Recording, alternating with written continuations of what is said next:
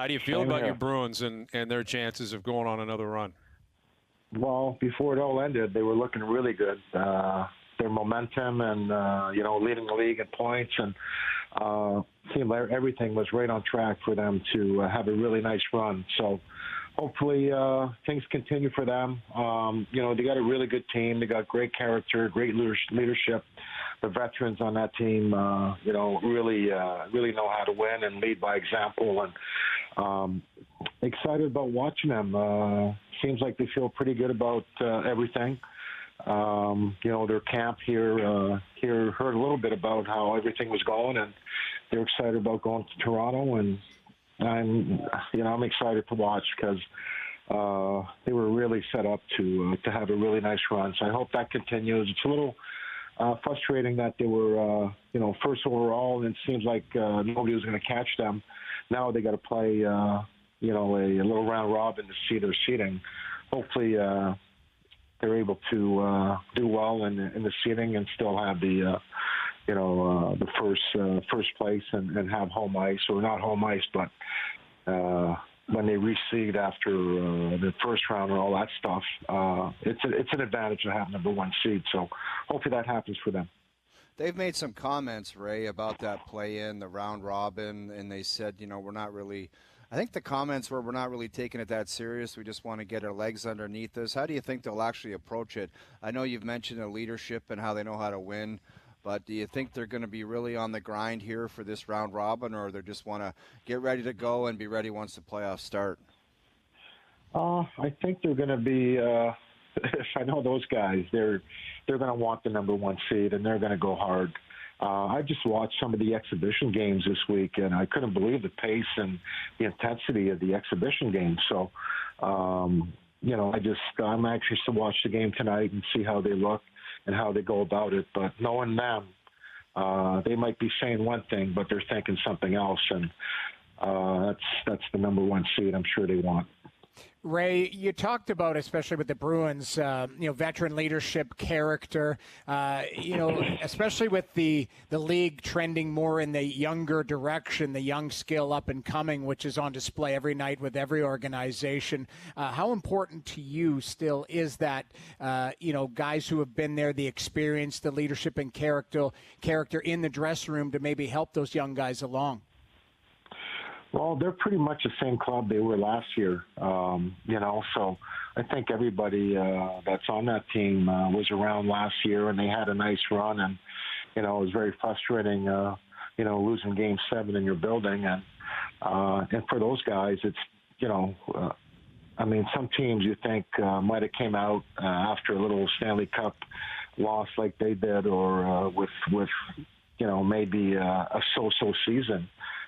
They came out with vengeance, and they led the league in points, and it just says a lot about their character and their makeup and their chemistry. And but like I said, it's pretty much everybody's been there, so they've been through those that long playoff run last year, and they kind of know what it takes. So hopefully, the same thing kind of repeats itself this year, and it's all led by their leadership with Patrice and Z and Marchand and Tuukka and Torrey Krug, and they got great chemistry. They love playing together, and that's what's so much fun to watch, is seeing how much fun. And obviously winning makes it fun, but the chemistry that they have and the way they do it, for me to watch, is very enjoyable.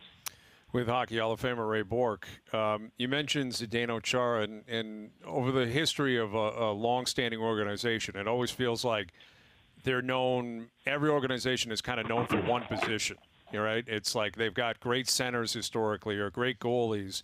Maybe it's great coaches and big personalities. In Boston, it's the defenseman. When I think of that team and their history, I think of Bobby Orr, I think of Ray Bourque, and over the past 10 years, I think of Zdeno Chara. Doesn't mean there haven't been other great players. Of course there have been. But yourself and Orr have kind of owned that city and owned that town for a long time.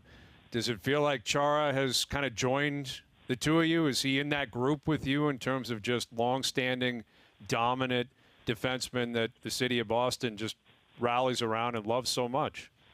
For sure. He's done an incredible job since he's been in Boston. I remember probably the only player that's still in the league that I think I played against.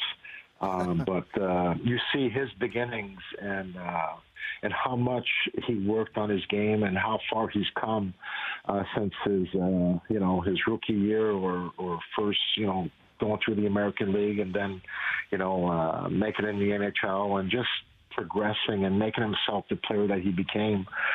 Just a credit to his passion, his work ethic, and and he's been just a pillar of strength here on and off the ice, in the locker room, his leadership, and how he goes about his business and how this is his work ethic on and off the ice. When you have guys like that, when your best players are your best people on how they prepare and how they go about their business, and that's not only Z, you got Patrice, that's the same thing, and Marchand, and over the years they've had some really great leadership. And when you have young guys coming in and watching these guys and how they go about it, the young guys just have no choice to follow. And it's a great example to see. I remember coming into the league, and you forgot about one other great defenseman that was Brad Park, that really took me under his wing when I got here in Boston. But when you come to a team that's established with great tradition and all that stuff, and when you're great players or great people and how they prepare and how they go about it, it's just a great thing to see as a young guy and a rookie. And Z, ever since he's gotten here, has really has been one of the best defensemen. He won a Norris Trophy up for Norris many other times, and just a pillar of strength. And I mean, I think you still ask guys, even if he's 42 now or 40, even at this age, ask people how much fun he is to play against, and they'll tell you that it's not much fun playing against that guy going up that right side. And so it's a credit to him, and he just has such a passion for the game, and he's fun. I got to know him a little bit from just being here, and getting to know him a little bit has been a lot of fun for me. We chat every once in a while, and I'm just very proud of him, and very proud of saying that, yes, he is one of the pillars of the defense core that has come through Boston, and it's been fun to watch. Ray, the last 2 years, your Bruins have taken out the Toronto Maple Leafs in the first round of the playoffs. What do you make of the Maple Leafs team and their group, and if anything, what they would have to kind of do to push forward and break through and have some success in the playoffs?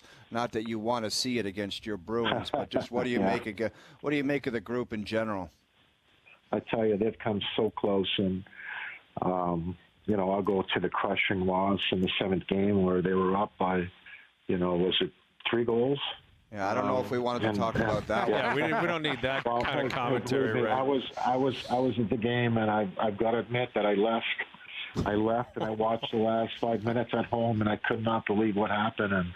But they've been so close over the last couple of years, and I think it's just like, I just remember us playing Montreal, and it had been like 45 years without beating Montreal in the playoffs. And in 1987, it just comes a point in time where you say you just gotta plow through that door and make it happen. And I don't know if it's leadership or a little more grit.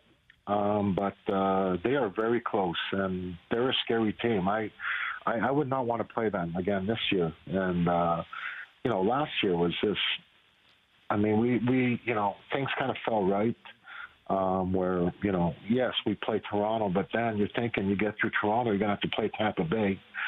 Columbus ends up beating Tampa, and then it was like, then I'm watching that series, I'm like, whoa, be careful what you wish for, because Columbus looked fabulous, and they were a big, strong team as well. So things kind of fell into place where we didn't have to, trying to get out of your division is very tough for those teams. So this year it seems like it could be different, because there's a reseed after every series. I think it's how the format is this year, right? Yeah, that's right. It's going to reseed. Yeah, it'll reseed based on. So hopefully, hopefully we won't see Toronto. If we could avoid Toronto, because there's going to come a point in time where they're going to break through, because they're a good team. They got a lot of talent. and a lot of firepower. I just think it's a little more grit and that leadership to say enough is enough, because they've taken us deep in rounds, and they've come very close. So it's just a matter of time, I think, for the Leafs. Well, we hope you're right on that.